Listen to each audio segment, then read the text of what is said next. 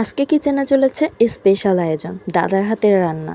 আজকে রান্না হবে এমন কিছু যেটা দেখলেই তোমার মুখে জল চলে আসবে। তো নমস্কার, আমি তনু। আজকে ব্লগে সবাইকে স্বাগতম।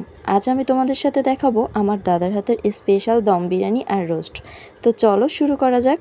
তো প্রথমে আমরা সব ইনগ্রিডিয়েন্টসগুলো রেডি করে নিচ্ছি। প্রথমে বাসমতি চালটাকে ভালোভাবে ধুয়ে রাখা হয়েছে, দেন পেঁয়াজ কুচি, তারপর হচ্ছে রসুন বাটা, আদা বাটা, আরও যতটা যা প্রয়োজন, দই, বিভিন্ন মশলা, তেল সব কিছু হচ্ছে এখানে রেডি করা হয়েছে। আর চিকেনের জন্য স্পেশালি এই যে মুরগি আর সাথে মশলাও রাখা হয়েছে। তো শুরুতেই হচ্ছে খাসির মাংসটাকে একটু সেদ্ধ করে নিচ্ছিল যাতে দ্রুত হচ্ছে রান্না হয়। আর এখন এই যে পেঁয়াজ ভাজা হচ্ছিল বেরেস্তার জন্য। আর একটা শর্ট টেকনিক, এই যে বেরেস্তার ভিতর হচ্ছে কিছুটা চিনি দিলে কিন্তু এটা নেতানো হয় না। আর এদিকে মাটনটা কিন্তু এখন রান্না করছে ভালো করে কষিয়ে। তো এটার ভিতর কিন্তু দই, আদা রসুন বাটা, লবণ আর মশলা দিয়ে এই স্টেপটা কিন্তু খুবই ইম্পর্টেন্ট, কারণ এখান থেকেই কিন্তু টেস্টটা আসে। এর ভিতর কিন্তু আরও অনেকগুলো ইনগ্রেডিয়েন্টস দেওয়া হয়েছিল যেটা আমি বলতে পারছি না, বাট দেখুন কালারটা অনেক বেশি লোভনীয় ছিল। ভয়েস দেওয়ার সময় কিন্তু আমার জিভে পুরোই জল চলে আসছিল। বাই দ্য ওয়ে গাইস, এটা কিন্তু বিরিয়ানির জন্য মাংসটাকে প্রিপেয়ার করা হচ্ছিল। তো চলো এখন আমরা বিরিয়ানি রাইসটার দিকে ফোকাস করি।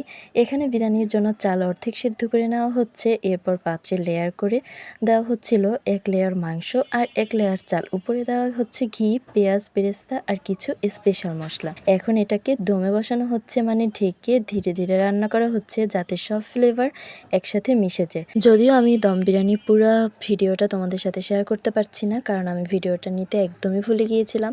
তো নেক্সট চলো রোস্ট রান্না কিভাবে করছে সেটা তোমাদের সাথে শেয়ার করি। এই যে ফার্স্টেই হচ্ছে পেস্ট করা পেঁয়াজটাকে ভেজে নেওয়া হয়েছে, দেন এটার ভিতর হচ্ছে গুঁড়া দুধ, তারপর সস, আরও অনেক ইনগ্রিডিয়েন্টস অ্যাড করা হয়েছে। এরপর ভেজে রাখা মাংসটাকে হচ্ছে দিয়ে দেওয়া হয়েছে। এখন বেশ কিছুক্ষণ এই মুরগির মাংসটাকে কষানো হবে। রান্নাটা খুবই ধীরে ধীরে হচ্ছে, তবে এটা দেখতে কিন্তু একদম লোভনীয় লাগছিল। আর এদিকে কিন্তু বিরিয়ানিটা এখনও দমে ছিল।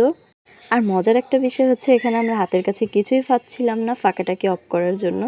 তো কাঁচামরিচই হচ্ছে শেষ ভরসা ছিল, তো কাঁচামরিচটা দিয়ে হচ্ছে ফাঁকাটা অফ করে রাখা হয়েছিল। তো যাই হোক, এদিকে কিন্তু রান্না বান্না একদম কমপ্লিট। এই যে রোস্টের ফাইনাল লুক দেখুন কতটা লোভনীয় লাগছিল, সত্যি অনেক বেশি মজা হয়েছিল।